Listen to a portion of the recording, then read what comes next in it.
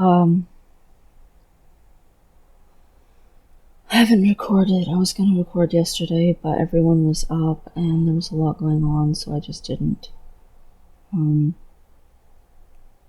I had stuff I wanted to say then, but it's kind of on the back burner now because my mom just called and my sister closest in age to me, my big sister, um, she's always been pretty supportive of my life.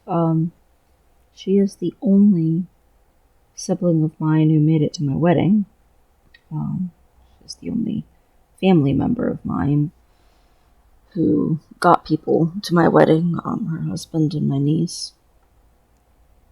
And that was it. I had no one else at the wedding representing me. And my brother closest to me in age wanted to come, but they lived in another state and his wife is pregnant. But no one else gave a crap at all. My big sister lives real close in with my parents and is probably the closest with my mom. I fully would expect that she'd end up like the executor of their will if they would ever actually put one together because my dad's in denial that they'll ever die or something. The majority of us will all be respectful about it when they pass, but I have one sibling who will probably be like, money, money, money, even though, my parents were never rich. But I told my parents, go spend that. Don't leave us an inheritance, just spend it all. But that's just my opinion. But she would be the one to handle things if they pass, probably. She's very responsible. She's very.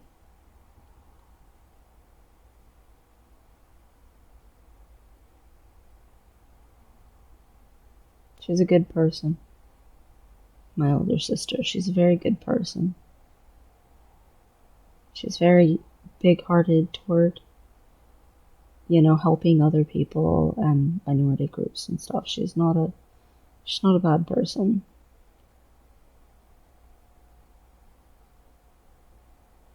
She couldn't let people know herself, so my mom, she asked her to call and let everyone know that she's been diagnosed with cancer and she has to have a hysterectomy to get her uterus out and stuff and everything because they think they have it contained in the walls. The walls are 3 times thicker than they're supposed to be or whatever.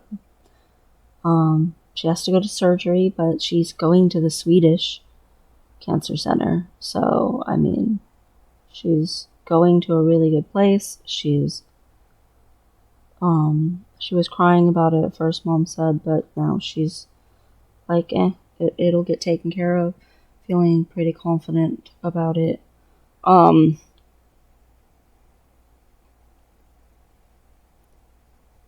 She's going to a good place, and also, to me, when you worry is after the surgery, because that's when you know if they got it all. That's when you know if there was complications. That's when you know if, they found more, all that stuff. I feel like right now isn't the time to worry or whatever. I'm more trying to figure out how to be supportive. Obviously I can text her and call her and shit like that, but I want to,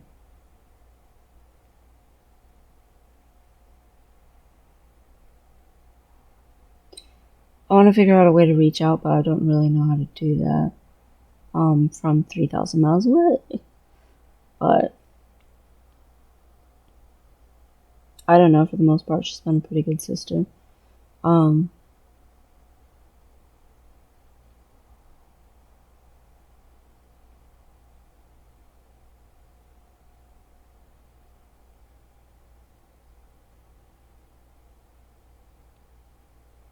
I love my baby sister and adore her and wish we were closer and better friends because, I mean, I was there all through her early years. And I don't know, there's a sense of parental feeling there. Not just that this is my sibling, there's also a sense of, oh, that's my baby or whatever. And stuff. But in reality, I have lots of sisters, and the sister I'm probably closest with is my big sister out of all my sisters. My baby sister tends to just sort of. We used to be like super close and inseparable and contact each other constantly and stuff, even though we live far away, and there'd be visitations. You know, I'd go visit her, she'd come visit me, all that stuff. And then I wasn't allowed to talk to her for several years. And after those years, she wanted to talk again. And I was so happy about my baby sister wanting to talk again. But she is very flighty. Sometimes she wants to talk, sometimes she doesn't. And sometimes she's just withdrawn. And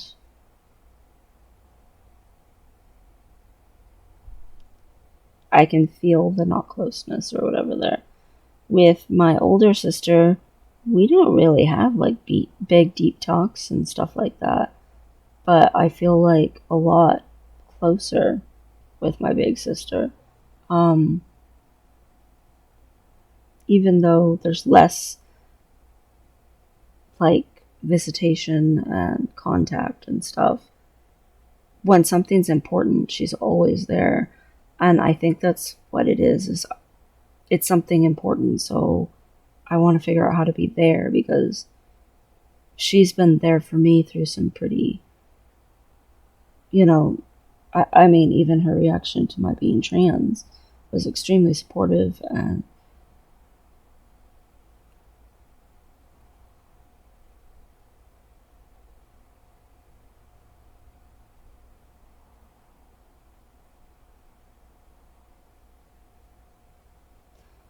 part of me wants to tell her how much that means to me, and part of me is like, well, I don't want to give a speech like, oh, hey, just in case you die, I always wanted you to know. Thank you. You know, like, I don't want it to come across like that at all because I don't think I don't think she's gonna die. I think she's gonna go in the surgery.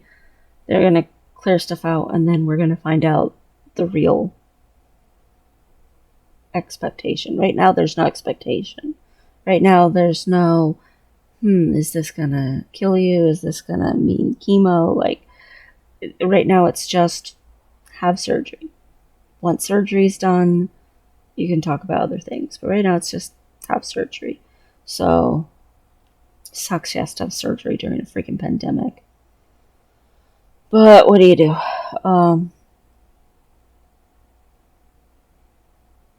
Just because there's coronavirus doesn't mean there's magically no longer any other illnesses. I mean, it's just like, it sucks that my appointments would be during a pandemic.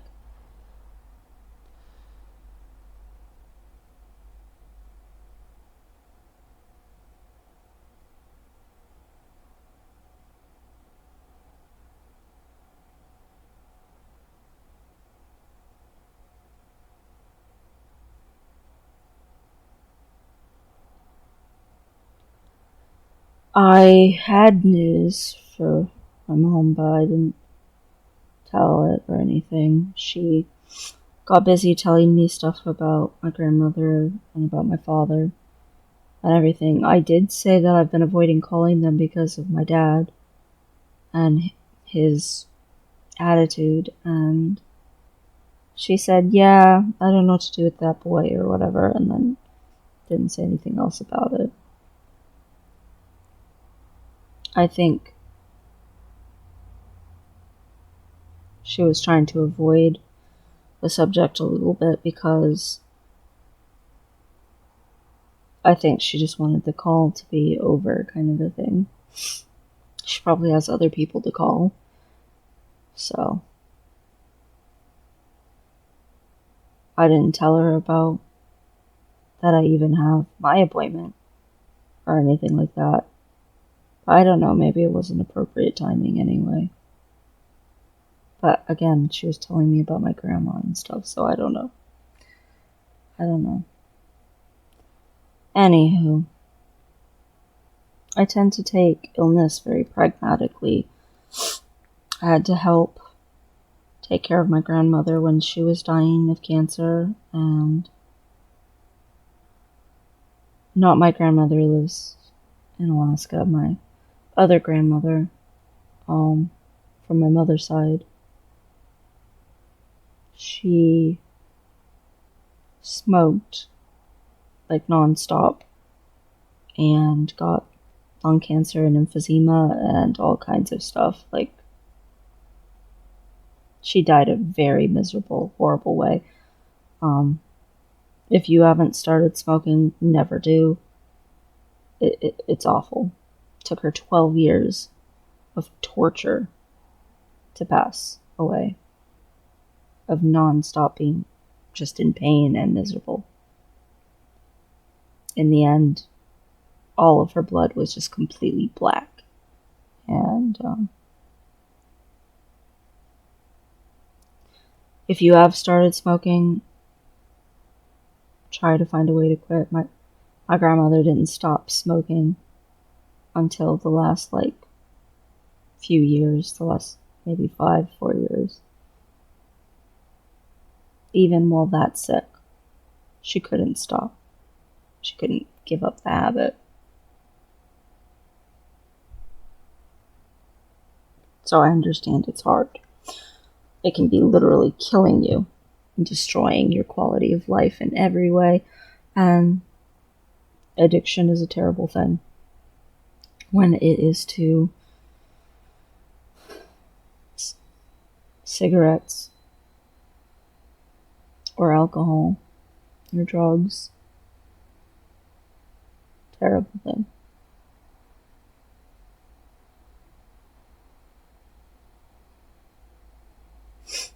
We had to clean everything with vinegar because we couldn't use actual cleaners because they would combine with the toxins in her blood and become toxic to us, like literally create a poisonous fume in the air. So we had to clean everything with vinegar. And we would wash stuff with vinegar so much, and everything smelled like vinegar so much that I can't stand the smell of vinegar now. It just sends me right back into that. So rubbing her black feet, trying to get her blood to circulate through her body. How scrawny she was. Like, you could see all of her skeleton. It was just skin on bone. She had no meat. And she wasn't an evil person. She wasn't the best person, especially when she was younger, but she was not an evil person, and she treated us kids pretty decent, even if she didn't treat her own kids that great. It was a pretty freaking miserable way to go.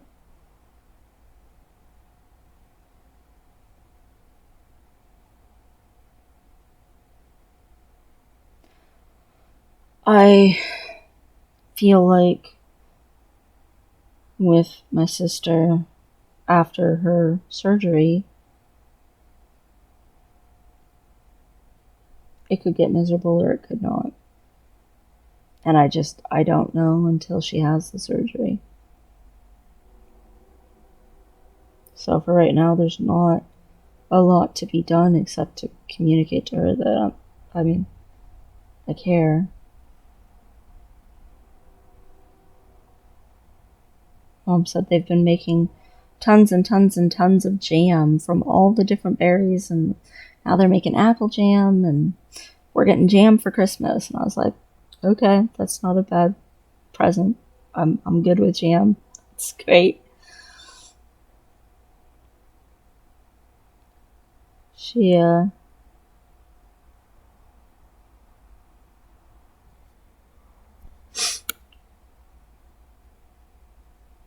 she always liked hanging out with my mom, learning, like, family traditions and how to live off of, like, the land and stuff like that, because both of my mom and my dad grew up on farms and stuff, so.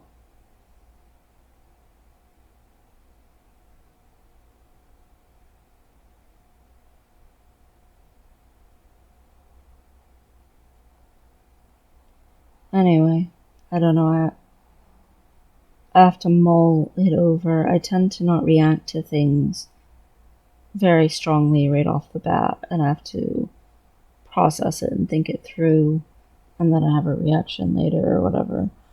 Um, and I just found out, so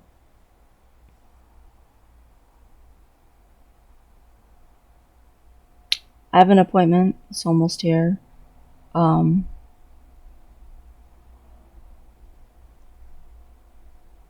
I've been thinking almost like nonstop about being a man and the kind of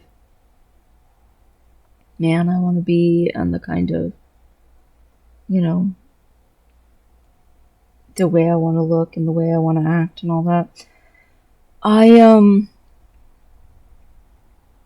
am still very surprised about how not guilty I feel, because I used to feel like it was impossible for me to be a man. I don't know, maybe that's why I never truly considered transitioning, because I even thought, like, even years and years and years ago, when I was in my early 20s and I first found out about trans men, I always thought that if that would have happened to me, I would have automatically been some sort of monster of a person. You know, how can a man, how could I possibly be a man and be able to help ending up some sort of creepy guy? Guys can't really stop that, is what I thought. So there's really no way to not end up. I don't know. Sometimes I even thought it's impossible to become a man and not end up some sort of like predator, like, you know, a rapist or a pedophile or something like that. And I was like, no, that's too harsh, because, and again, this was all in my early 20s, but I finally decided that was way too harsh. But I had all these like really horrible issues about men, not just from how I grew up, but also from what I saw other people's experiences as. And then, you know, I calmed down on that some for a while, and then I met my spouse, who's been just mistreated up the wazoo by men, and multitudes of men. Not just like one or two bad experiences. And it's like, and yet at the same time, I know I would never, ever do that to someone who has special needs. I would never, ever. So it's like, I don't feel like automatically I'm going to be a monster or something anymore. I don't feel guilt about my manhood. And I used to feel so much. I used to feel like, what kind of a monster wants to be male if males are all terrible human beings or whatever? But it's not true. It just feels that way because of how skewed things are. But it's not genuinely accurate. It is possible for a man to be a good man, and I'm very surprised at how little guilt I feel. Instead, I feel very strongly. I have avoided my whole life feeling. I try very hard not to be aware of what's going on in my body, what's going on in my feelings internally, and just stay very logical minded and shut down. And I have been so aware, and it is impressive, actually, how much I have tried not to be fully aware of, like, my dysphoria or how upsetting it is to me that I haven't been able to be male, and transitioning feels like a door opening to Relief Land, and Relief Land looks nice compared to current Depression Land or whatever, but at the same time, I spend so much time dissociating away from my body. It is crazy to me how much I've been able to dissociate away from, because when you feel the full impact of it, or even partial impacts of it, not even just full, like, gender dysphoria is like terrible. It's a terrible, terrible thing. And I felt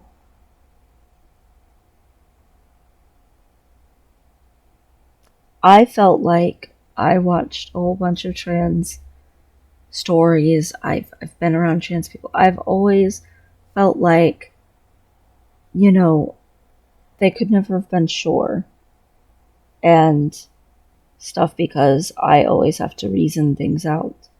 So I thought I would never be sure in their situation, so how could they be sure? And, you hear a lot of trans people be like, oh, don't rush into it. Just when you know, that's when you do it. You'll know when you're ready and stuff. If you're having doubts or whatever, just wait. And it's like, you're never going to be sure, except you do. You get certain about what exactly you want to do, what exactly you need from your transition, and it's not terrifying in the same way at all anymore, because it's almost like everything focuses in and hones itself into like a sharpness. And I'm like at that point. I'm excited to transition. I would like the transition to go quickly. I'm not even at a point of slow anymore. I would like the transition to go pretty solidly. I've been living as quote unquote male for a little now. I haven't been very long, but for a little. And I would never, ever go back to living as female. And I realize I don't pass. I try to deepen my voice on Discord in the hopes that I sound a little more like, well, I'm not sure if it's a boy or a girl. It's almost time for my appointment. I just,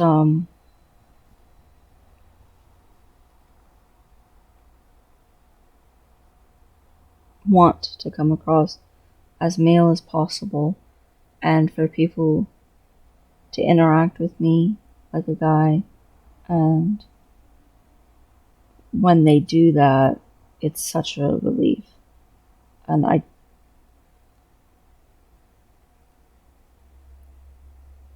when I dream, I'm a guy, and all of my dreams are now no longer just me fantasizing about being a guy in some fantasy world, but instead I'm just a guy in this world.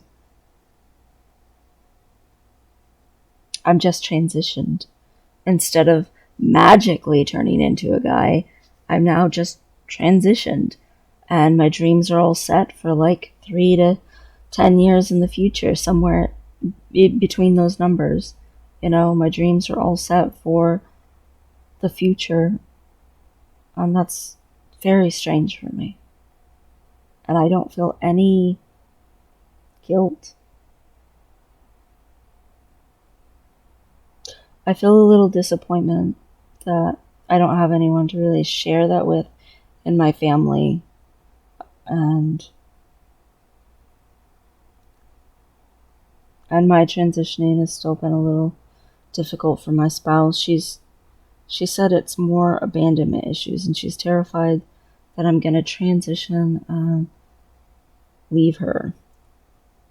And I keep reassuring her, but I think until I actually do transition, she sees that I'm not going anywhere, she's gonna feel that way. And she's scared of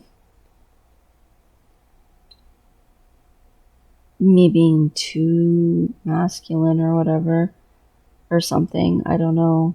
Because the more manly the man, or whatever, the more fake manly the man, the, the more he intimidates her, because that's the kind of people who used to hurt her. And I don't think I'm gonna be like some macho man. I mean, I'm not afraid of any color, including pink. I'm not afraid of hanging around with gay people. I'm not afraid of rainbows. I'm not afraid of sparkles or whatever. None of that affects me. I'm, I don't know. I've always been the kind of person who's solid enough in their, excuse me, in their masculinity, that I just like haven't had issues with that too bad. Now, I can't handle some things, but for the most part, it looks like I'm putting on something that's not really like say I wore a tiara or something. It looks out of place on me.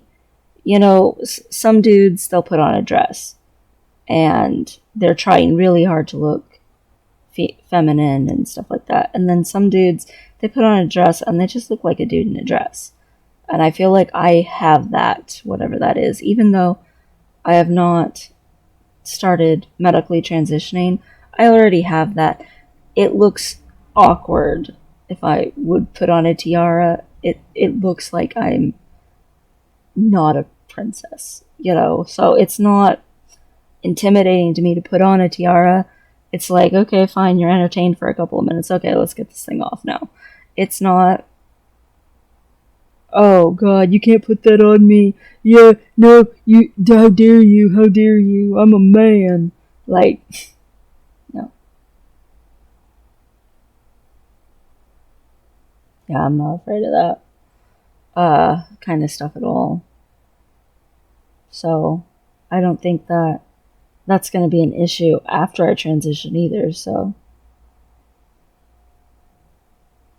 The things that I want to do to quote unquote pass are things that I already do anyway, that I've always done ever since as long as I can remember.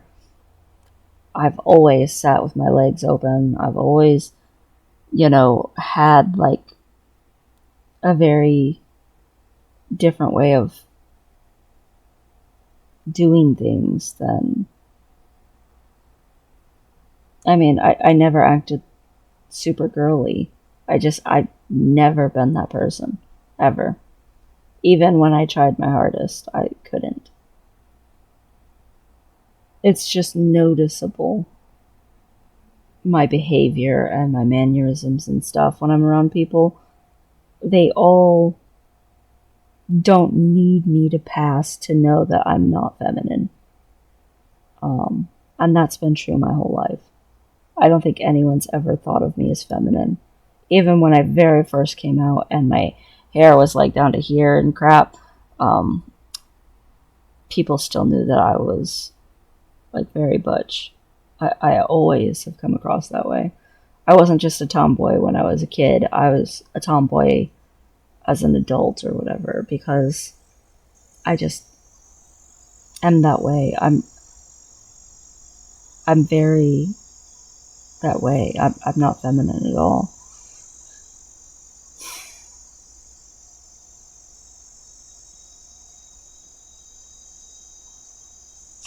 we finally joined a World versus World guild in Guild Wars 2 for playing late at night after. I made sure that when they run is after guild events in our guild in World of Warcraft so that they'll never be in conflict with each other. And they seem pretty nice. And, you know, I don't know. There's a little bit of a, like, boy group there or whatever. And I don't know. I have a very strong compulsion to be one of the boys, you know, and to want to hang out with them and make friends with them and stuff. I realize that almost my entire life, the majority of people I've been around has been girls, except for my brothers. And maybe a couple of their friends who were basically like brothers to me. I want to make some guy friends that were just hanging out. I've had friends like that before and I liked it. I've made friends with dudes lots of times. Most of the time, guys in other guilds or other games and stuff. I end up becoming part of like this bro group or whatever, and I don't know.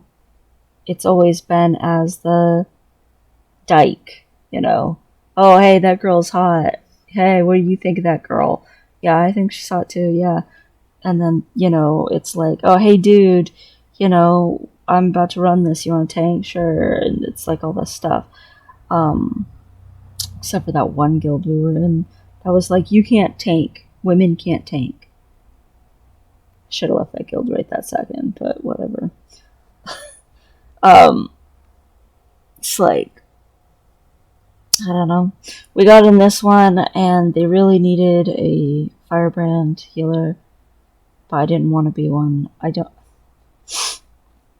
Part of something that I didn't like about Guild Wars 2 before is I was part of a raid group, but I had to be the healer. They only had a slot for a healer, and I didn't want to be a healer, but I got all this stuff together. I became a healer. It wasn't the most enjoyable thing to be healing, but I got to hang out with everyone in raid in Guild Wars 2 with them in the group. And I didn't want to get stuck doing that again. I tend to tank or DPS, so I'm running a different build, and I tried it out last night. It felt a lot better for me. And he's like, yeah, plywood's fun for you. You know, you did better tonight, you know, and stuff. So that felt good. I still feel like I need a male mentor of some kind someday. My dad's not up for that. My dad's not up for shit.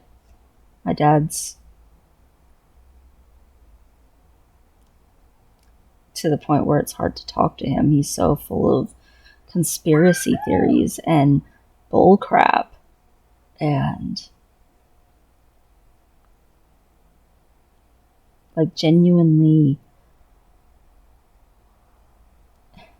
he's like gone down this deep, dark rabbit hole of it doesn't matter what's good, it matters who I'm against. And I don't understand that. I've seen a lot of people going down that rabbit hole lately, and I don't understand that at all. But fear is a really good liar.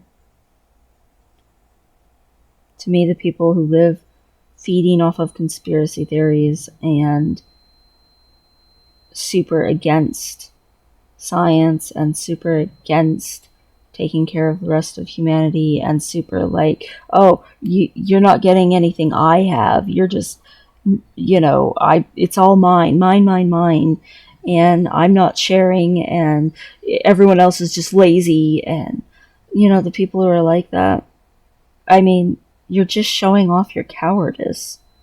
You're literally exemplifying your cowardice. Like, you look like you live in pure terror all the time. That you're desperate all the time is what you look like. So I don't know why you want to look like that, but my dad's doing that.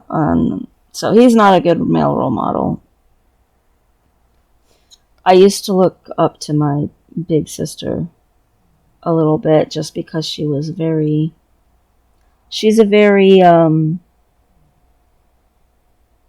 things are going to be this way. Here's how it's going to be done. Let's get it done. So on and so forth. She's very, direct like that. And I respect that. I like directness like that. I don't know, maybe I should tell her that when I call her later. Anyway, right now I have an appointment and I need to deal with that. But yeah, thoughts on my mind and all that.